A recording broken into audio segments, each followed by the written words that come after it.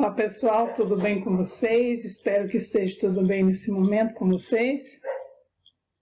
Então, continuamos o nosso módulo de Rotinas Administrativa 2, Indicadores de Perdas. É o nosso último tópico desse módulo, né? Na próxima aula já vamos fazer uma revisão desse nosso módulo.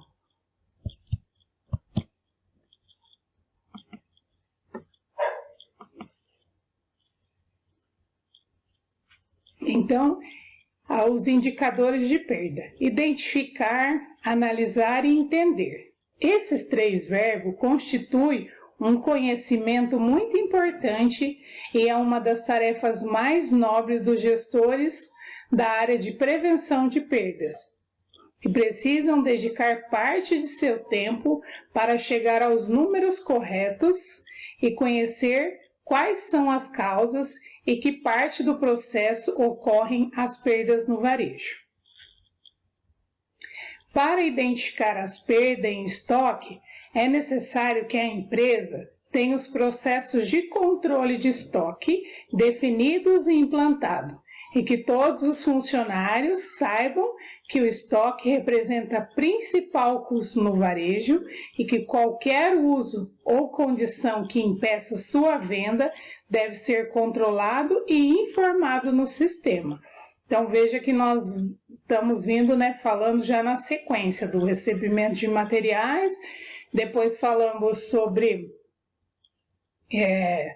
o controle de estoque e agora estamos falando dos indicadores de perda.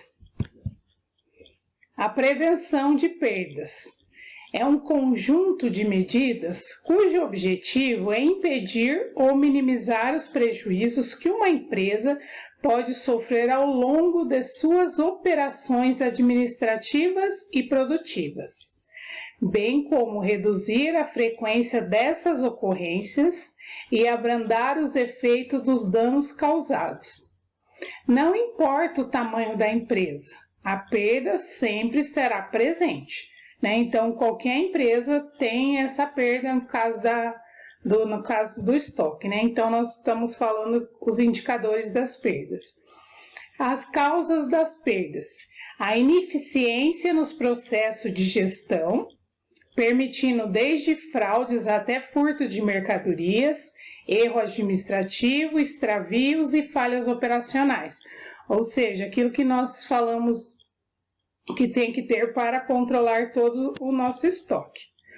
Tipos de perdas: perdas identificadas, que é a avaria sobre as mercadorias identificada ao longo dos processos de negócio.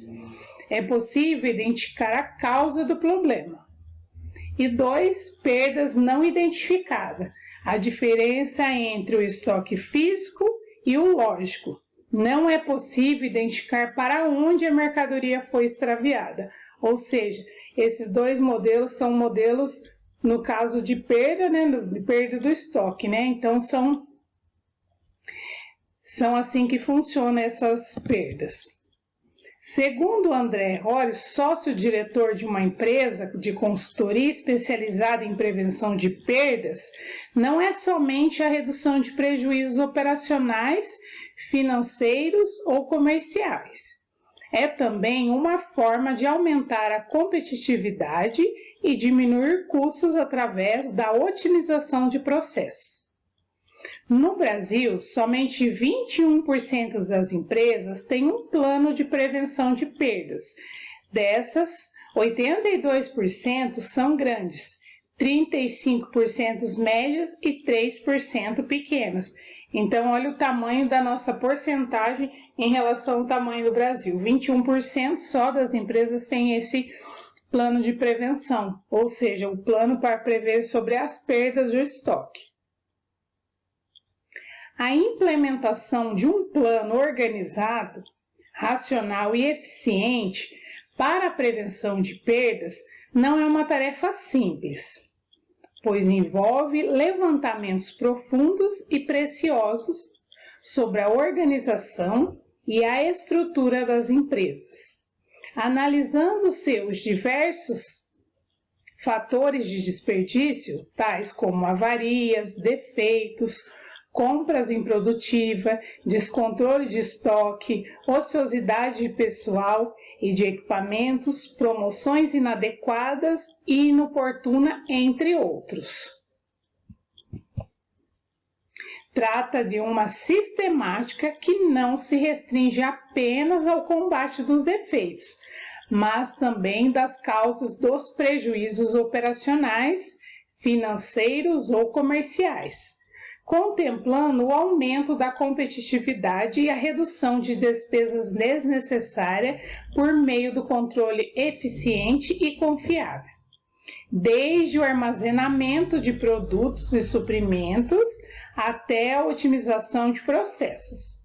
Profissionais especializados, competentes e treinados, processos definidos e normalizados, alinhados a tecnologias inteligentes, geram ações e informações vitais para que o negócio seja lucrativo. Então, lembra que nós já viemos falando sobre o recebimento de material e falando sobre o controle de estoque também, que são pessoas que têm que, para fazer esse controle de estoque, tem que ser pessoas capacitadas, são pessoas que têm que estar interessadas em fazer aquilo, ou no caso, além de capacitadas, treinadas, e hoje tem toda a nossa tecnologia ao nosso favor, que nos ajuda muito. Então, para não ter essa perdas, né, nos estoques, o estoque físico com o estoque lógico, ou no caso, o estoque físico com o estoque que a gente tem na nossa planilha, tem que bater, né? Para não ter essas perdas, no caso que gera prejuízo e não lucro. Dicas para reduzir as perdas. O uso de circuitos internos também auxilia no controle das perdas. Segundo Luiz Alberto, do Sebrae, a organização é para evitar bagunça, acompanhamento dos consumos e das compras, o controle das compras e do consumo, o planejamento, um treinamento que é melhorar a qualificação dos funcionários, divulgação que é das ocorrências de perdas e mostrar como devem ser evitadas, e o armazenamento, condições apropriadas, e o abastecimento, levando em consideração o consumidor. Ou seja, tudo isso faz com que são dicas para que a gente não tenha essa perda desse nosso estoque, né? Então, que nós já viemos falando bastante sobre o treinamento para os funcionários, então o controle das compras, controle do estoque, o armazenamento. Armazenamento nós vimos também lá no recebimento de materiais que dependendo tem que ser dependendo do clima, dependendo do tipo de material, para que não haja perda, né? Então, em condições que não é apropriadas para aquele produto. Objetivo: verificar se as quantidades existem nos pontos de estocagem, corresponde aos saldos existentes nos relatórios contábeis, ou seja, o inventário. É a relação de itens mantida em estoque por uma instituição. É uma forma de identificar a quantidade de produtos ou materiais disponíveis nas dependências da instituição. A finalidades: determinar os valores dos itens em estoque para a avaliação financeira de investimento e pagamento de impostos. Avaliar se as informações controladas estão de acordo com as quantidades físicas. Revisar as condições das embalagens e identificações dos produtos. Para efeito contábil, o inventário geral pode ser realizado uma vez por ano na época do encerramento do balanço patrimonial. Ou seja, esse inventário que nós falamos, né? Então, ele pode ser realizado uma vez por ano, né? No caso, para apresentar o balanço patrimonial. Mas, para não haver as perdas, a gente tem que estar sempre por dentro, né? Fazer essa revisão nas condições das embalagens, sobre as datas, né? Avaliar as datas, se as quantidades físicas estão batendo com as quantidades que estão lá na planilha do computador. Então, tudo isso vai ter no inventário para esse efeito contábil, ou seja, para entregar o balanço patrimonial anual.